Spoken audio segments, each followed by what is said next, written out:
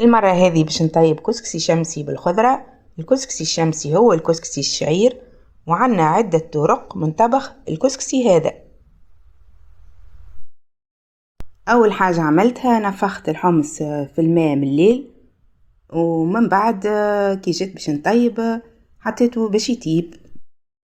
حطيت رطل الكسكسي وبليته بشوية ماء وحركت، ومن بعد خذيت الفول هذا نفخته من الليل في الماء، نحيت له الروس متاعه بالطريقة هذه.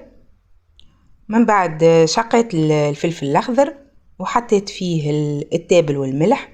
من بعد خذيت فنجان كبير زيت زيتون حطيته في الطنجرة وقليت الفلفل الأخضر.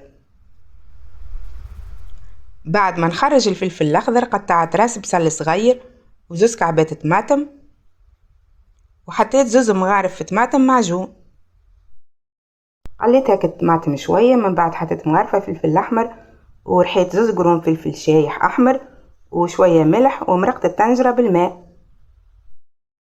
بعد ما مرقت الطنجرة حطيت الفول وحطيت ربطة سلق وحطيت الحمص الطايب.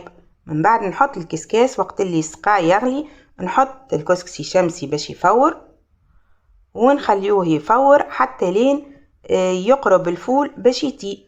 وقت اللي نحسوا الفول قريب باش يطيب نهبط الكسكسي شمسي نحطوه في الصينية ونعاودو نبلوه بشوية ماء ونحركوه. وقت اللي نحس الطنجرة نقصت من الماء نعاود نحط شوية ماء ونحط الخضرة السفنارية والبطاطا والقرع وزوز روس بصل وشوية فلفل أكحل، ونحط الكسكاس ونحط الكسكسي باش يفور. هذه التوفيرة الثانية. بعد ما تطيب الخضرة ويتفور الكسكسي نهبط الكسكسي نخليه يهفت شوية مك البخار. من بعد نسقيه بالسقاء ونبقى نحرك.